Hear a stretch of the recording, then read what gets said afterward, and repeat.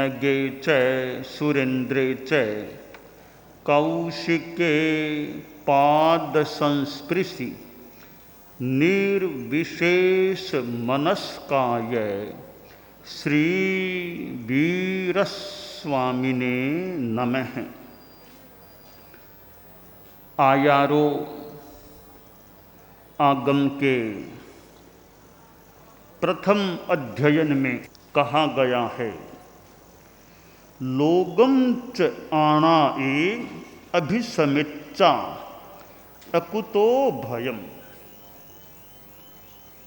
अहिंसा की साधना के लिए यह भी जानना अपेक्षित है कि जीव कौन है और अजीव कौन है। जब तक जीव प्राणी कौन है यह पता भी नहीं है, तो जीवों के प्रति अहिंसा पूर्ण व्यवहार कितना और कैसे हो सकता है। जैन वाङ्मय में षड जीव निकाय का वर्णन है कि 6 प्रकार के संसारी जीव होते हैं, पृथ्वीकाय, अपकाय, तेजसकाय, वायुकाय, वनस्पतिकाय, त्रस्काय। इन 6 जीव निकायों को जान लिया जाता है तो फिर इनकी हिंसा से बचने का प्रयास भी आदमी कर सकता है। अब जीव यूँ 2 प्रकार के हो जाते हैं। एक वे जीव हैं जिनका जीवत्व सुबोध है, प्रत्यक्ष है, सहज गम्य है। एक वे जीव हैं जिनका जीवत्व प्रत्यक्ष पता नहीं चलता, सुबोध नहीं है। त्रस्काय के जीव हैं, हाथी है, घोड़ा है, सांप है, बिच्छू है, बकरी है, गधा है, आदमी है, कीड़े मकोड़े, मक्खी मच्छर,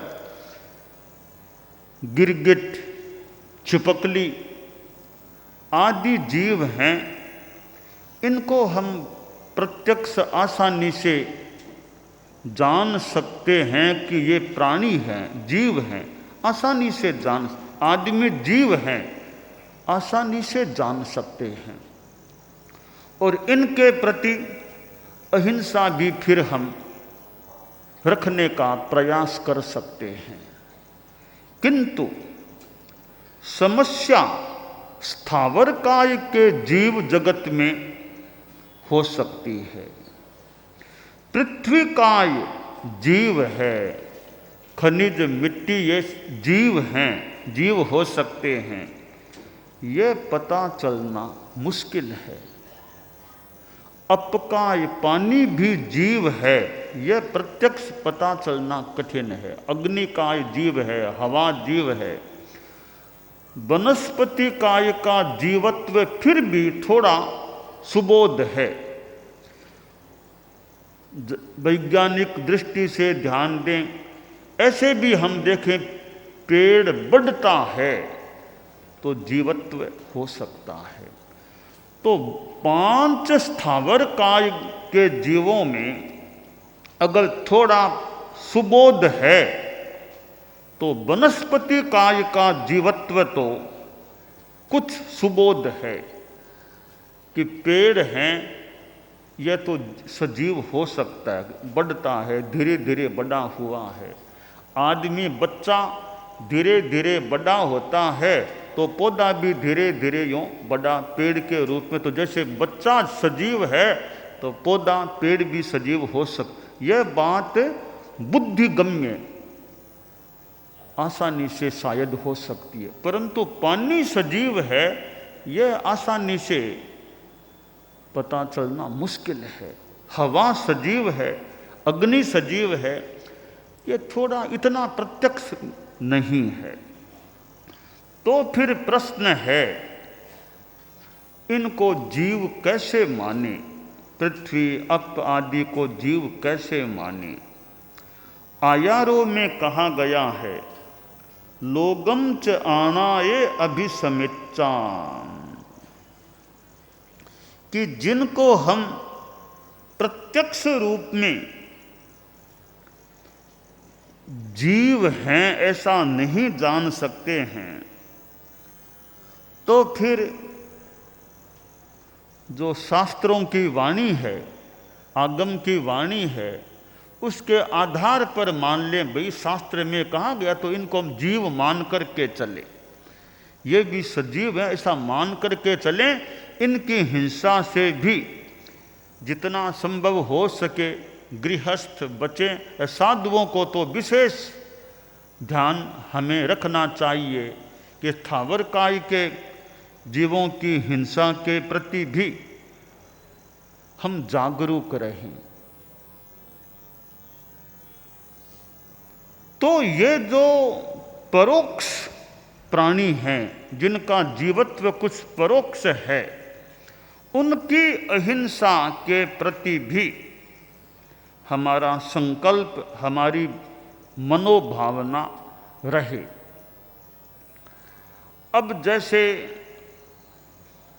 हम पानी की बात करें, पानी में, थोड़े से पानी में असंख्य जीव हो सकते हैं। वर्षा का पानी है, तालाब में पानी है, कुएं का पानी है।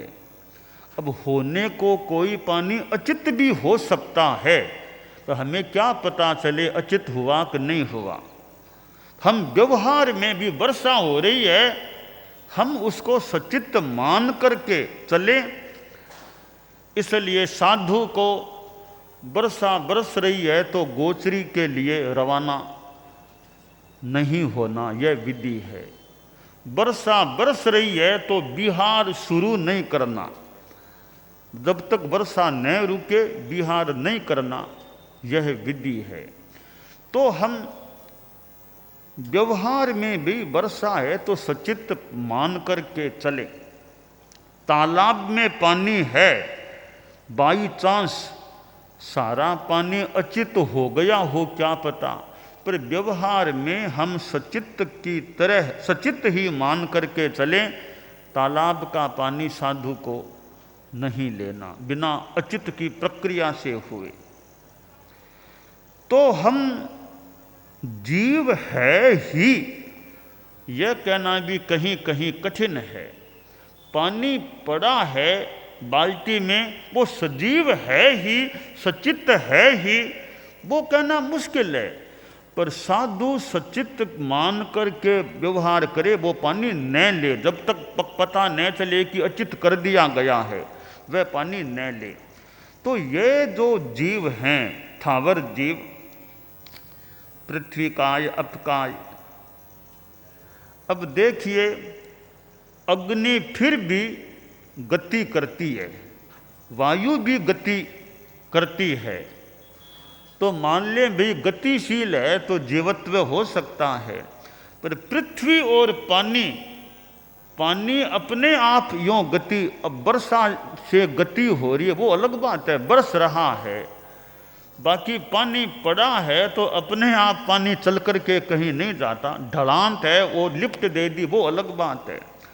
तो पृथ्वी और पानी का जीवत्व तो और ज्यादा दुर्बोध हो सकता है।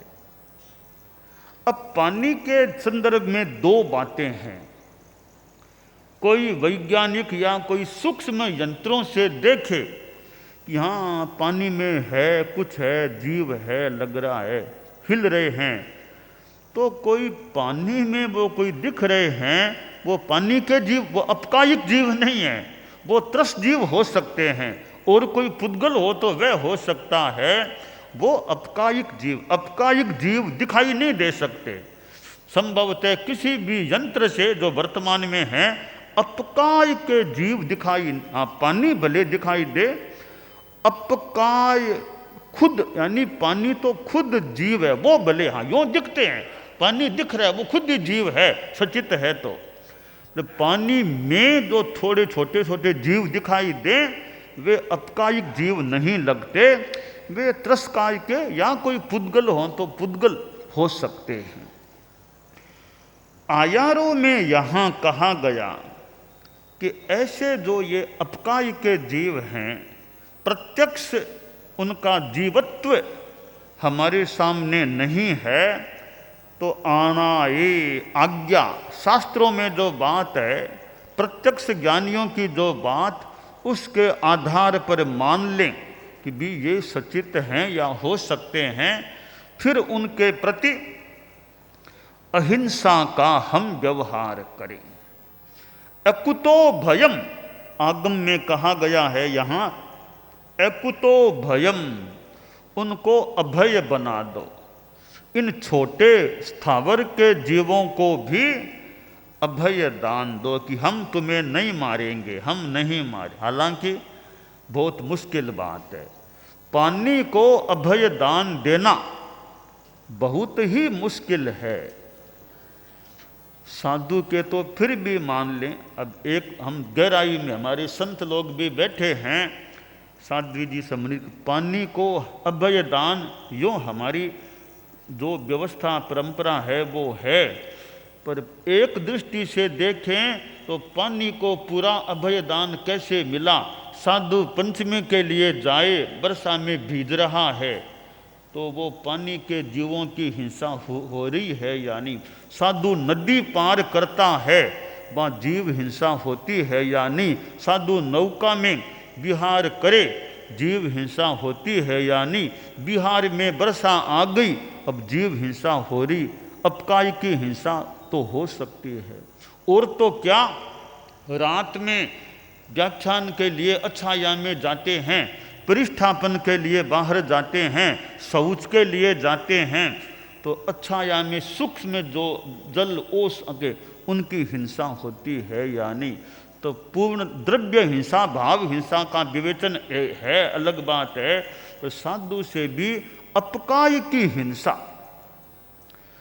पृथ्वी काय की फिर भी मान लो कम चांस है, एक अपकाय की हिंसा तो अचानक वर्षा आ गई, साधु वर्षा बंद फिर गोत्री के लिए गया, अकस्मात वर्षा शुरू हो गई, अब भीज गया, तो अपकाय के जीवों की हिंसा तो हुई हो सकती है।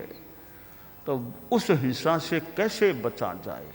हाँ, अंकुरा वगैरह फिर भी देख के पैर इधर रख दें उधर रख दें, ऐसा कर दें, मान लो बचाव का काफ़ी प्रयास कर लें, पर पानी तो अकस्मात बूंदें शुरू हो गई, वो तो लग गई तो लग गई, तो उसकी वो हिंसा से कैसे बचें?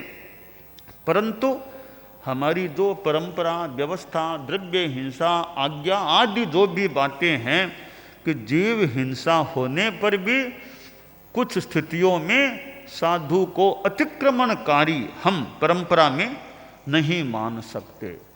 इसलिए स्थावर जीवों में यह अपकाय की हिंसा वो द्रव्य हिंसा के रूप में भले मान लें, साधु के द्वारा भी, यानी वो पानी साधु का भी स्पर्श कर लेते हैं। साधु नदी को पार करता है तो साधु सलग से नदी में उतरता है, तो वहाँ जीव हिंसा हो सकती है, पर परंपरा है, व्यवस्था है, मान्यता है, आज्ञा आदि की बात है, साधु को छूट भी है, तो अपकाय की हिंसा यों साधु के द्वारा भी संभव है हो जाए। हाँ, पृथ्वी काय की हिंसा की इतनी संभावना न हो, अग्नि की हिंसा की ज़्यादा संभावना न भी हो, बचा जा सके। वायु काय की हिंसा से भी बचना थोड़ा कठिन हो, हालांकि जागरूकता रखी जाए, पर कहीं कोई चलने में कपड़ा वो प्रमाद या कुछ जो भी मान लें, कपड़ा सुखाने में और में कोई फटफट हो जाए, जोर से कोई वायु काय की अजयना हो जाए तो हो जाए, तो किसी रूप में वायु काय की भी हो सकती है। और यूँ वनस्पति काय पंचमी जाना है, हरियाली आ गई तो हरियाली भी लग जाए, उसकी भी हिंसा यूँ हो सकती है। तो जीवन चलाना है तो द्रव्य हिंसा से भी बचाव हो जाए लंबे जीवन काल में थोड़ा काम कठिन है। साधु भी क्यों न हो, लंबा जीवन काल है तो द्रव्य हिंसा से तो जो व्यवस्था परंपरा है बचना बहुत ही मुश्किल है, क्योंकि सम्मत भी है कई व्यवस्थाएं।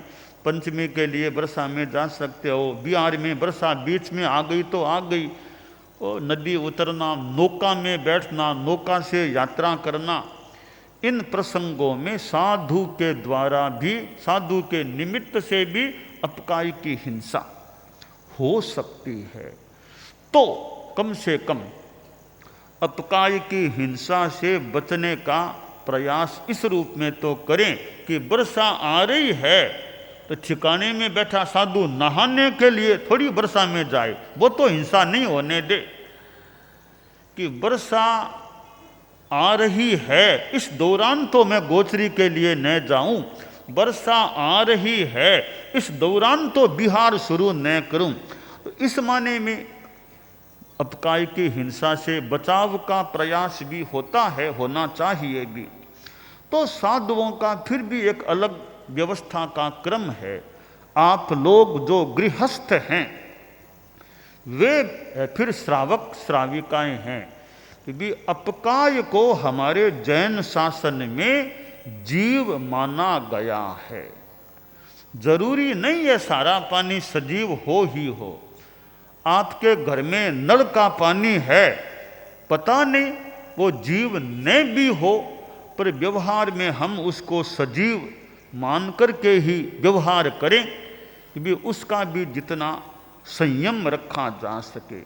तो आप लोग जो श्रावक श्राविकाएं हैं, उपासक उपासिकाएं और हैं, कि पानी का जितना संयम संभव हो सके आपको स्नान करना है। कि इतने पानी से मेरा स्नान हो सकता है तो 2 लोटा ज़्यादा क्यों लगाऊं, आधी बाल्टी ज़्यादा क्यों। इतने पानी से कपड़े धोए जा सकते हैं तो 1 बाल्टी ज़्यादा पानी क्यों लगाऊं कपड़े धोने में। तो जितना संयम संभव है उससे ज़्यादा पानी का उपयोग मैं क्यों करूं।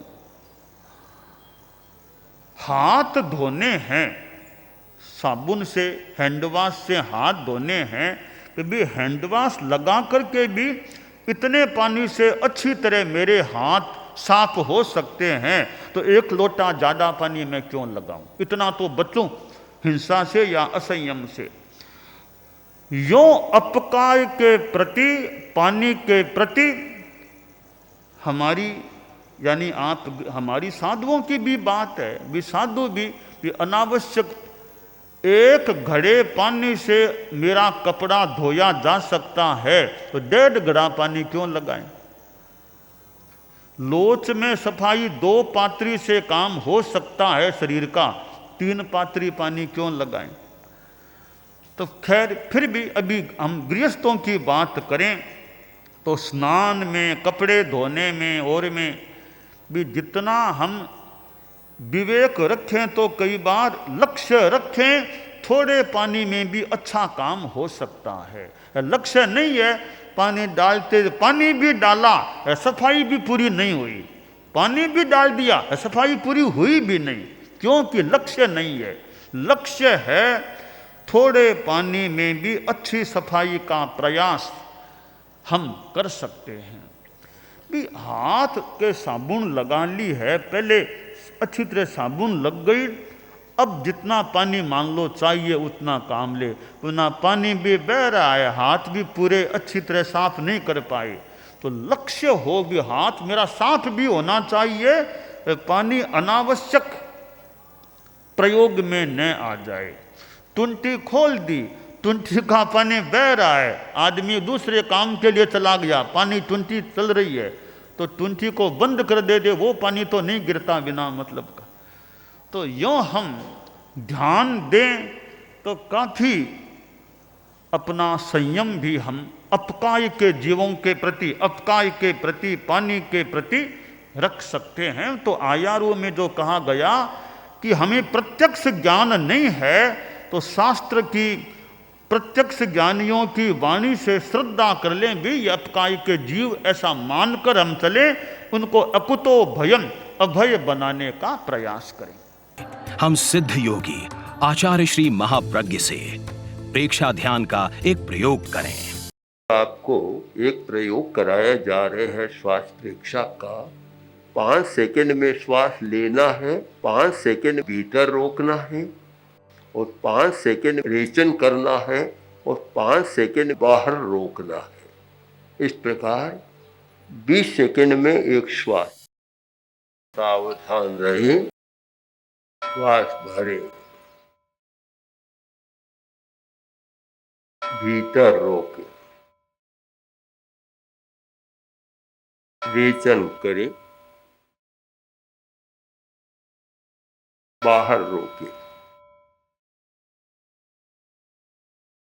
श्वास भरे, भीतर रोके, रेचन करे, बाहर रोके,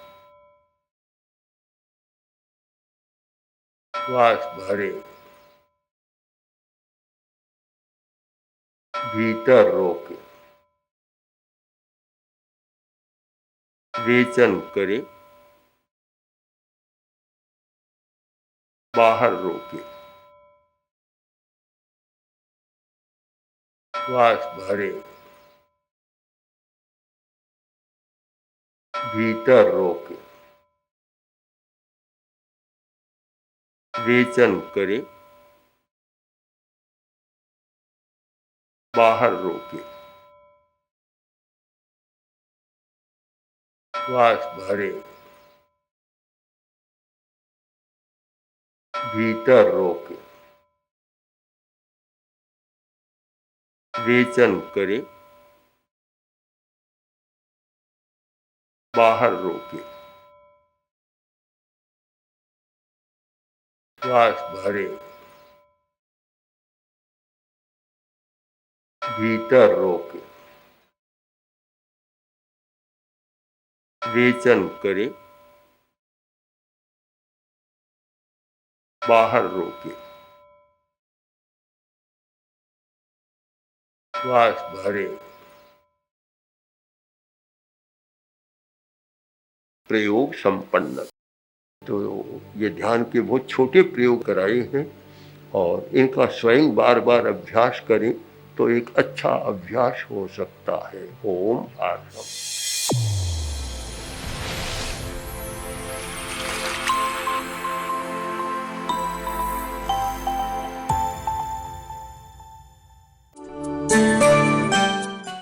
एकाग्रता, तन्मयता, अपने आप को मंगलमय अनुभव करते हुए नमो अरहंताणम, नमो सिद्धाणम, नमो आयरियाणम, नमो उवज्झायाणम, नमो लोए सब्बसाहूणम, एसो पंचणमुक्कारो सब्ब पावपणासणो, मंगलाणं च सब्बेसिं पढ़मं हवइ मंगलम। चत्तारि मंगलम, अरहंता मंगलम, सिद्धा मंगलम, साहू मंगलम, केवलिपन्नत्तो धम्मो मंगलम। चत्तारि लोगुत्तमा, अरहंता लोगुत्तमा, सिद्धा लोगुत्तमा, साहू लोगुत्तमा, केवलिपन्नत्तो धम्मो लोगुत्तमो। चत्तारि शरणं पवज्जामि, अरहन्ते शरणं पवज्जामि, सिद्धे शरणं पवज्जामि, साहू शरणं पवज्जामि, केवलिपन्नत्तं धम्मं शरणं पवज्जामि। धम्मो मंगलमुक्किट्ठम् अहिंसा संजमो तवो, देवावितं नमंसन्ति जस्य धम्मे सयामणो।